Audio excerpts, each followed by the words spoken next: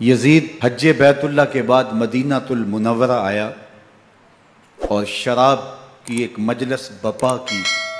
حضرت امام حسین رضی اللہ تعالی عنہ جب وہاں پہنچے تو شراب کی پھیلی ہوئی بدبو کو محسوس کرتے ہوئے فرمایا، یہ بو کیسی ہے؟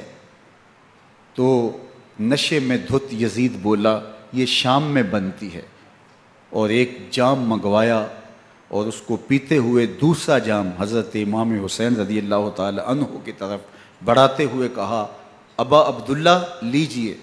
تو حضرت امام حسین رضی اللہ تعالی عنہ نے فرمایا، میں اس کی طرف دیکھتا بھی نہیں ہوں، اور پھر وہ عشقی اشعار پڑھنے لگا۔ جب یزید کی شراب نوشی کا منظر امام حسین رضی اللہ تعالی عنہ اپنی آنکھوں سے دیکھ چکے تھے تو مجھے بتاؤ یزید کے ہاتھ پہ امام حسین کا پاک ہاتھ کیسے آتا؟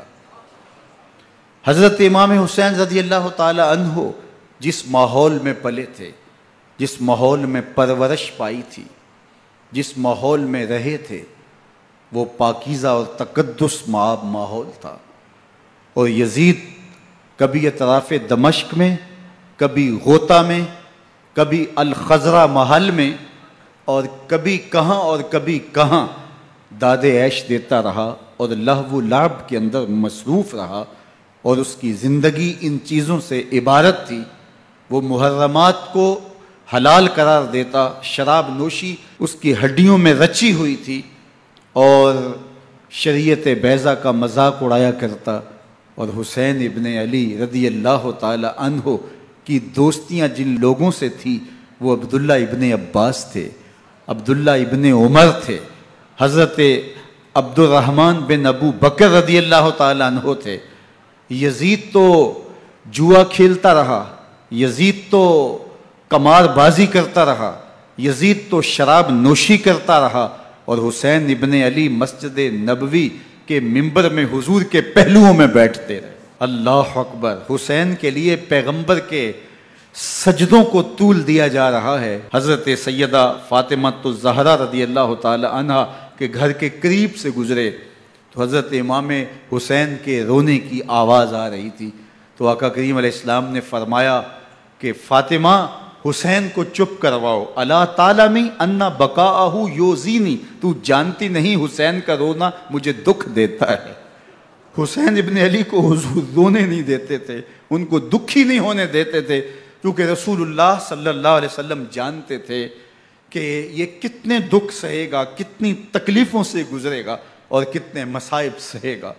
زمانے نے وہ گھڑیاں بھی دیکھیں کہ حضرت حذیفہ بن یمان رضی اللہ تعالی عنہ فرماتے ہیں کہ میں حضور کی خدمت میں نماز مغرب کی ادائیگی کے لیے حاضر ہوا، اور میں نے یہ اجازت خاص طور پہ اپنی ماں سے اس شرط پہ لی تھی کہ امی آپ مجھے اجازت دیں، میں حضور کی خدمت میں حاضر ہوتا ہوں، مغرب کی نماز بھی ادا کروں گا، اور پھر حضور سے عرض کروں گا حضور میرے لیے اور میری ماں کے لیے بخشش کی دعا کر دیجئے۔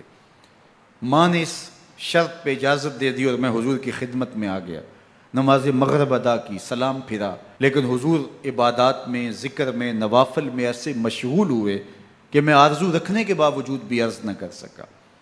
خیر نماز عشاء کا وقت ہوا، اذان پکاری گئی، حضور مصلی پہ آئے، نماز پڑھی، سلام پھرا، اور حضور اٹھے اور کاشانہ اقدس کی طرف چل دیے۔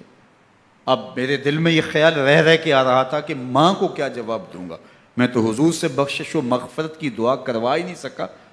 جب حضور چل پڑے تو غیر ارادی طور پہ میں بھی حضور کے پیچھے چل پڑا، تو حضور نے رخ پھیرے بغیر فرمایا، من ھذا، میرے پیچھے پیچھے کون آ رہا ہے؟ پھر خود ہی کہا حذیفہ تو نہیں؟